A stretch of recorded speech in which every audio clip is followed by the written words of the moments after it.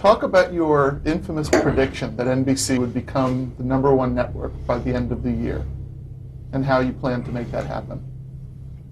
I said by Christmas, and used the Christmas tree as kind of a symbol. And it taught me never to make predictions. From that point on, I never, ever would do it again. But I had made a prediction. I got there in June of '78 and said that they would be #1 by the end of '79. And that was just a mistake. I shouldn't have my enthusiasm, and I was always very enthusiastic. Said that we it's just going to be, because I figured, well, if it could happen at ABC, why can't it happen here? Just a couple of shows. And again, it taught me never to make predictions, and it also taught me, before you open your mouth, to get a pretty good sense of what it is you're talking about.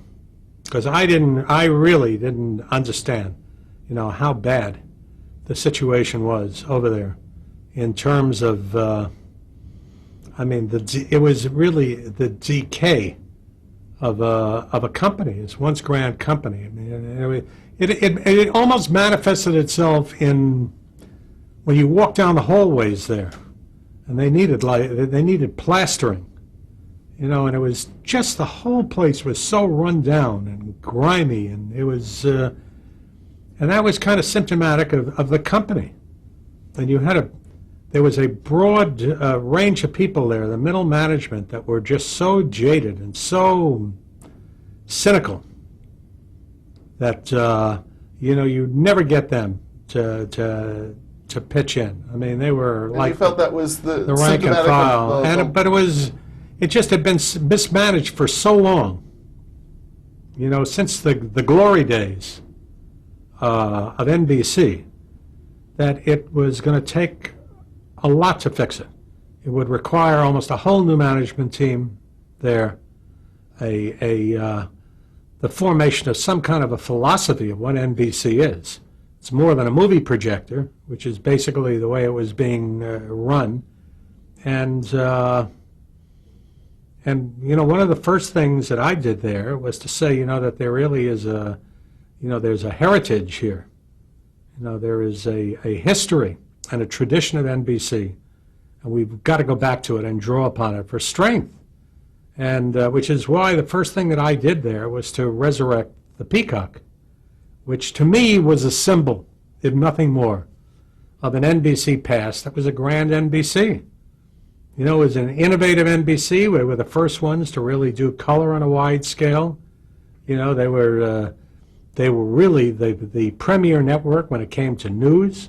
People forget about Huntley and Brinkley. Variety, certain forms of comedy, and that was the tradition of NBC. So it was also the first major network. So we brought the Peacock back, and how long had the Peacock been out of the eye, quite a while, out of use? Quite a while. They had this thing that was, it looked like the PBS logo. It was basically the same logo as the PBS logo then. Because I remember they had to pay an awful lot of money to get PBS out of their hair. Because they went and they announced this logo, and it was kind of like an N with red and blue, and it was a very ugly-looking, cold logo. So what we did was to take the Peacock and superimpose it on this N, and that was the first step. Ultimately, a year or two later, I would commission a new Peacock, which was Ivan Cheremayev, who is probably the biggest industrial designer in the world to come in and do the Peacock that is now the NBC Peacock. I left NBC before we had an opportunity to put this new logo into effect. Grant Tinker, to his credit, came across it somewhere and said, this is a great logo, let's use it, and instituted it, I think in '82 or '83, when it was actually designed about 3 or 4 years earlier. And still in use to this day. Oh yeah, that's the logo that you see. It's a simplified Peacock. But Anyway, it was just coming in there. You really had to start from the ground up. And How closely were you working with Edgar Griffiths to implore him as to the type of changes that you wanted to make? He agreed. He totally agreed, because he knew he didn't know how to fix it. I mean, his background, he was the head of Hertz before that, and he had no background in this. So he said, "You're the expert. You tell me what you need, and I'll give it to you." So what did you find his management style to be like? Just very, very cooperative in the sense of do whatever you want to do. Just if it's over $100 million, let me know. That was so I mean, those were the ground rules, and which is great. Although I came to miss having somebody that I could talk to that knew more than I did. You know, at CBS, I had Paley. You know, he was very, very smart. He created CBS. You know, at ABC, there was Leonard Goldenson, who was a pretty savvy guy. And Fred Pierce, who was, you know, on an operational level, a good man. And I had basically nobody here. I had Irwin, but he was a subordinate. I mean, I wanted somebody who was a boss, and that wasn't there. Somebody who could say that's wrong, you know, with some weight.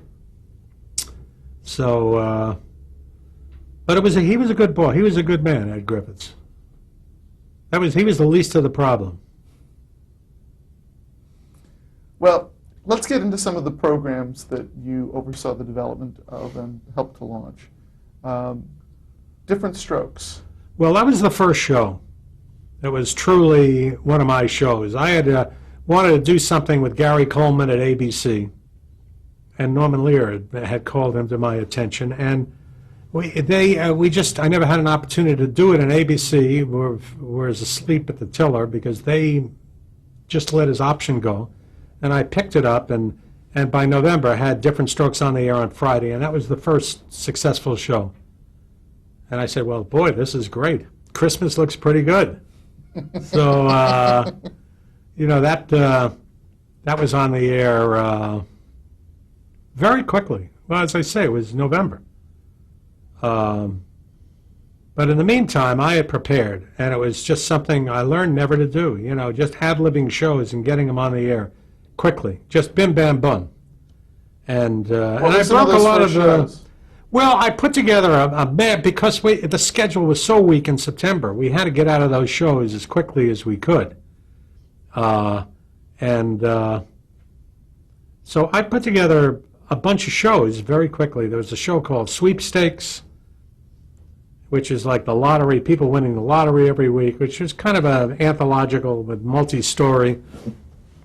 There was another show with Sharon Gless, a half-hour comedy, you know, where husband and wife change roles, and where she gets his personality and he gets hers, and that was just an awful show.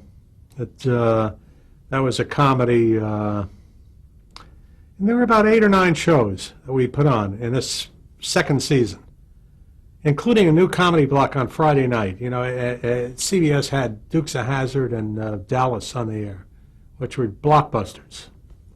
And we put these comedies on, and I'll never forget getting the overnights for this comedy. 4 comedies and sweepstakes on Friday night, and I think the highest share was a 12. I mean, it was a disaster. Just awful. Do you remember what those shows were? Well, Sweepstakes was one, and the Role Reversal Show was another, and was Diff'rent Strokes in that comedy block? I'm not sure. If it was on at the very beginning. But from 8:30 on, it was just you could drive a truck through the schedule. So we, in a matter of weeks, we had a movie in there, you know, because that just it didn't work. And there were a couple of other shows. I just don't recall what they were, but it was a really dismal start to the new program administration at NBC. Now, how quickly after the success of Diff'rent Strokes did you determine to spin out Facts of Life? Yeah, immediately. I said, let's go for a spin-off here, because in desperation, we'll take the woman who's the housekeeper, and she'll go to the boarding school, and bim, bam, boom, and we had a show, and it was a companion piece, and it went at 8:30, and it worked very, very well. And Facts of Life and Diff'rent Strokes were staples at NBC for quite a while, quite a way into the 80s. On the comedy front, as I say, during that period, we kind of ad-libbed a pilot and shot it on the Days of Our Lives set with Nell Carter, Give Me a Break, which went on there. It was a very big show for NBC then on Thursday night, and and there were one or two other comedies that I don't recall. But we had about 3 or 4 comedies that were functional comedies. And we made the commitment for Cheers, you know, through Jim Burrows and the Charles Brothers, that blind, open commitment that led to Cheers.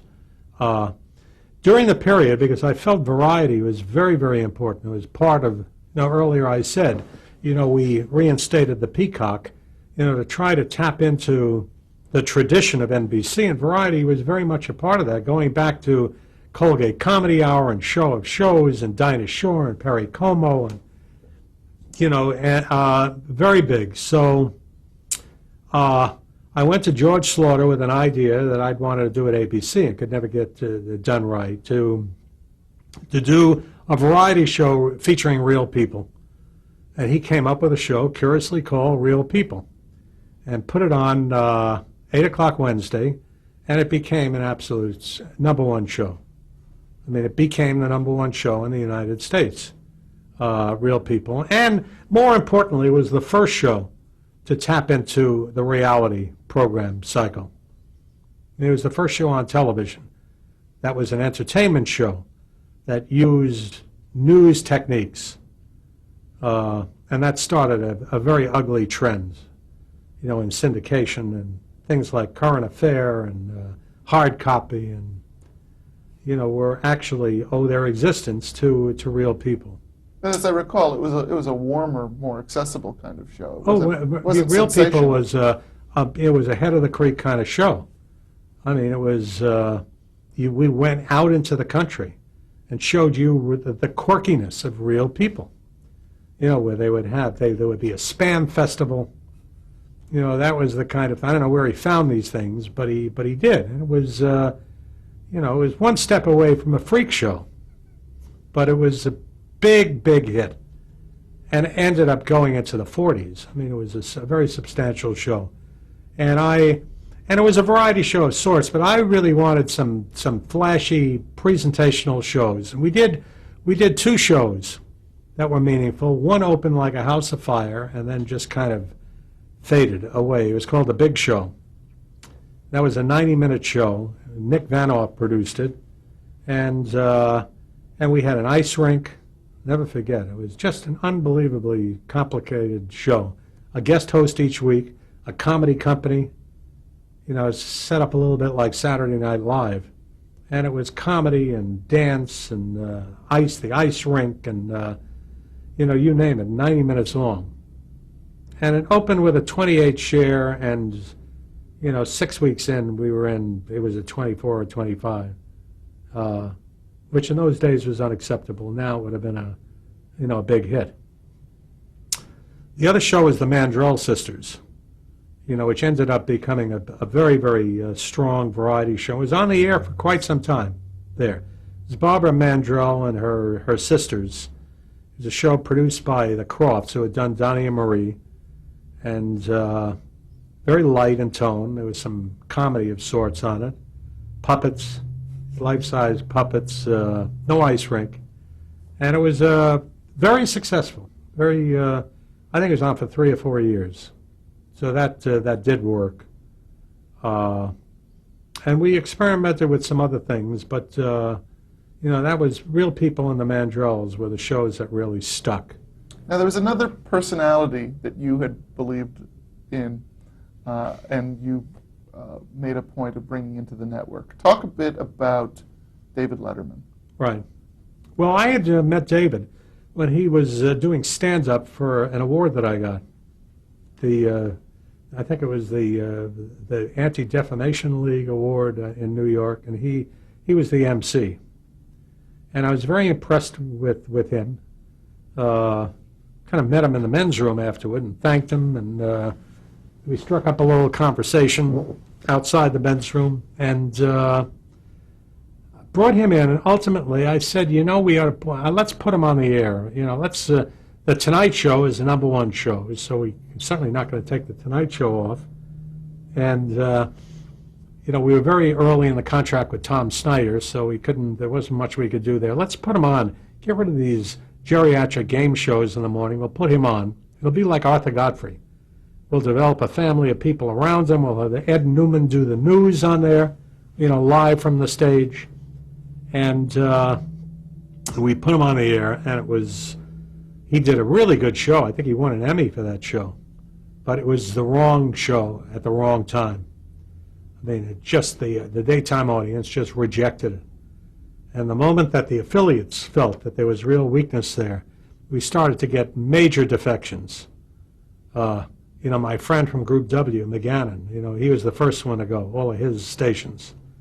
And we were losing the network. And so first I cut it back to an hour. This was 90 minutes a morning. And I just couldn't stand the pain. I mean, the pain of just seeing it all disappear. And I went back to Merv Griffin, hat in hand, and got the Wheel of Fortune back, which he had already sold into syndication through King World. So I had to go back and pay dearly for what we had and cancel, to get the game shows back. But I decided that this was my era, not David Letterman's, and sign him to a major deal. I think $1 million guarantee a year for him, for which I got roundly criticized. Sally Bedell from the New York Times had just written a book about television in the 70s, and I was the principal character in the book. And she was out selling the book, saying, and look what he just did. He just signed David Letterman for $1 million a year.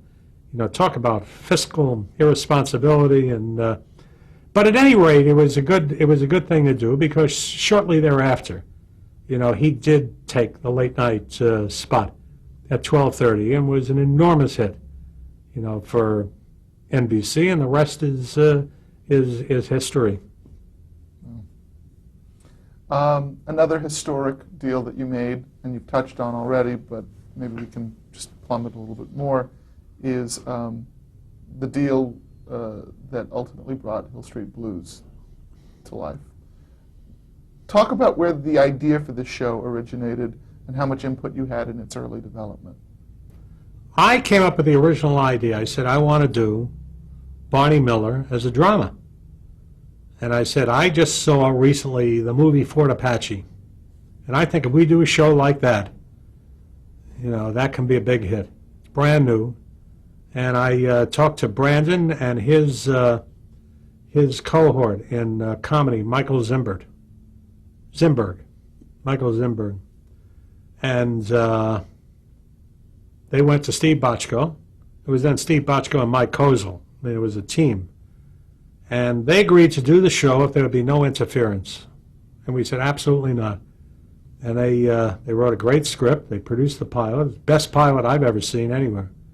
Just a sensational pilot. And in spite of the bad testing, it got scheduled and died on the air. It didn't do very well. We moved it out of frustration into several different time periods because we just couldn't understand how people wouldn't sample this wonderful show. And this is one of the few shows that we did that got good press, and I determined very early in the game that no matter what the ratings are, it's going into a second year, which it did.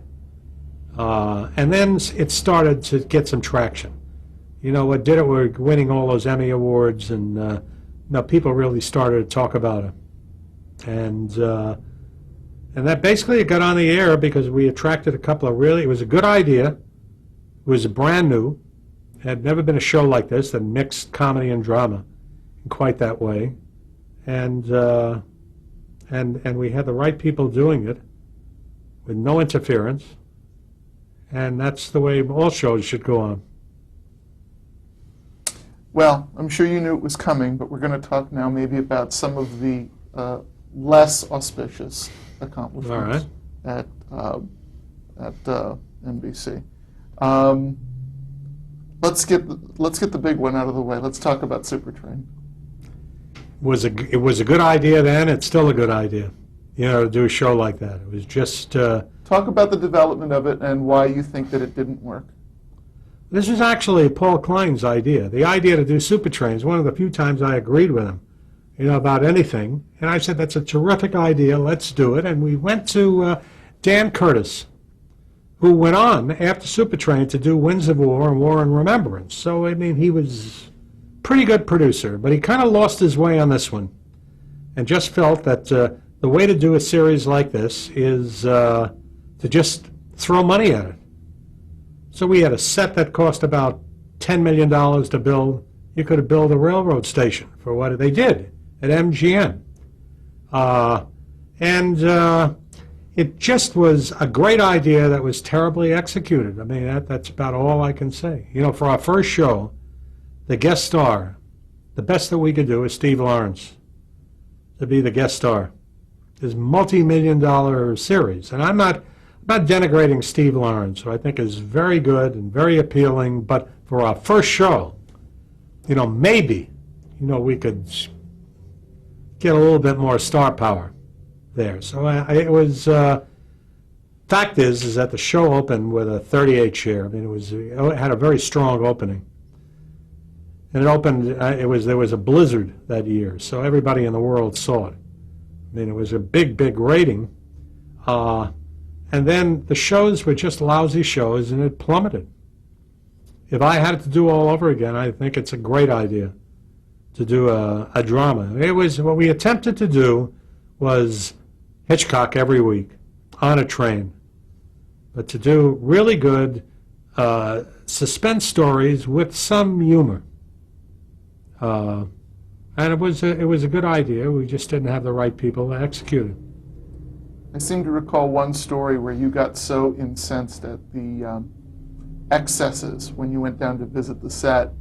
I kicked the locomotive, and nobody told me that it was cast iron, and cracked my toe.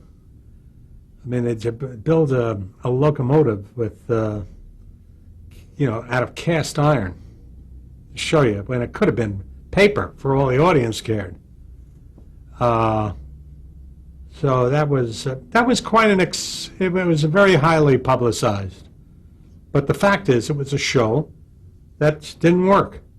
They made it sound like it was the second coming, and and that the failure meant that the RCA building was going to fall down. It didn't. It didn't really happen, and we ended up losing maybe $4 or $5 million on it. It was not. The stories that you hear are a little blown out of proportion. Talk a bit about Pink Lady and Jeff. Pink Lady was an attempt to crack that Friday night lineup on CBS. We struck out with the comedy block, and I had great success with the variety shows. At the other networks with Donny and Marie and Sonny and Cher and Tony Orlando and the Mandrills, and I saw a picture of these girls. They were #1 in Japan, very, very cute, and put them together with Jeff Altman, who was a very rising, up-and-coming comedian. Got the Crofts, who knew how to do this kind of a show. They were doing Mandrill. They did it with Sonny and Cher. No, with Donny and Marie. And what I didn't know, and nobody on my staff ever pointed it out until they got there, was that they didn't speak English, which presented a little bit of a problem in terms of producing this show. And we got it on the air. It was actually, the show wasn't a great show, wasn't a disaster.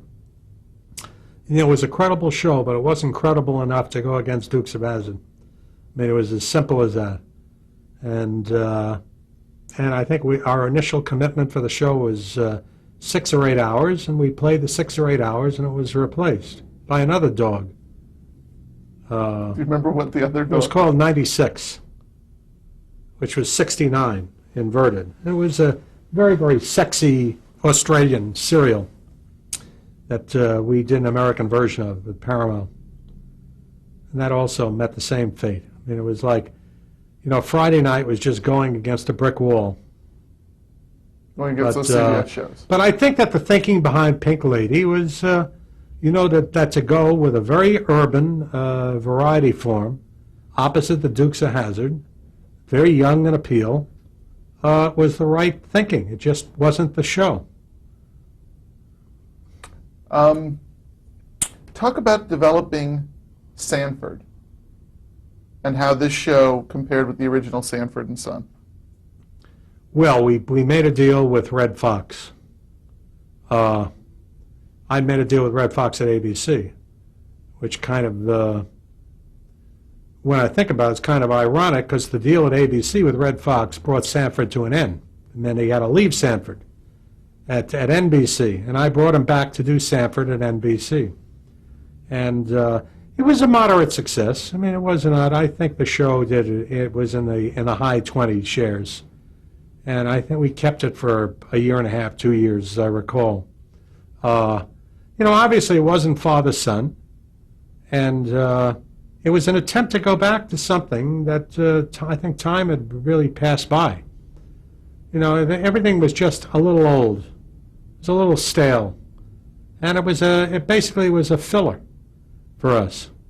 We teamed him with a young man by the name of Dennis Berkeley, a big, heavy-set guy. He played one of the bikers in Mask with Cher, and very appealing, but it was kind of a contrived relationship.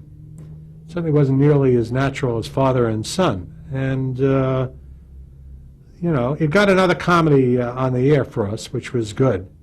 I wish that it was as good as what Sanford used to be. Talk a bit about how BJ and the Bear and Sheriff Lobo were received. Well, BJ and the Bear was a show that was there when I got to NBC, and it was, believe it or not, compared to all the other crap, was a little ray of light there because it went on the air and it was fairly successful. It wasn't exactly the show that you'd go and you'd say, "Hey, I got BJ and the Bear on my network," but it was a cute show. It was Greg Evigan and a chimp riding around in a big truck. So we got the first year out of it, which was a show for, I think it was on Saturday night. And it's counter programming to the Love Boat. It did pretty well. And I had this brainstorm. I said, well, the second year we'll do really well. Let's take a cue from my ABC years. We'll put 7 lady truckers he hires. It'll be BJ and the 7 lady truckers. And we cast these 7 beautiful girls, and he went gallivanting around with these. It was him and the chimp and these 7 lady truckers. And the show opened. It just killed everybody. It got like a 38 share the first week, and leveled off into a presentable share for NBC, a 30. Right now in today's climate, it would have been the number 2 and number 3 show on television. Back then it was. A 30 share on Saturday night was, marginal. But, we kept it on because there was nothing better, and you made those choices. But, by the end of 1980, we had a cadre of shows that were the beginnings of a renaissance for NBC. We had Diff'rent Strokes and Facts of Life. We had the Nell Carter Show, we had Real People, we had Quincy, we had Rockford Files, we had Little House on the Prairie, we had Strong Movie Operation, and there was Barbara Mandrell. We had The Commitment for Cheers.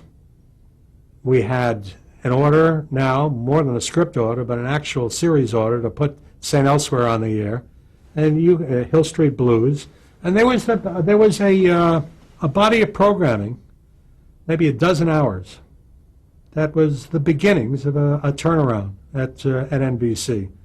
And more importantly, we had a staff that was good enough, the top line of NBC, that with a single exception, which was the head of news, when Grant Tinker came in, he kept the whole staff, which I think was a testament to the staff, but more importantly to him, that he recognized that this brand new turned around staff was a really good group of people, that he should stay with them.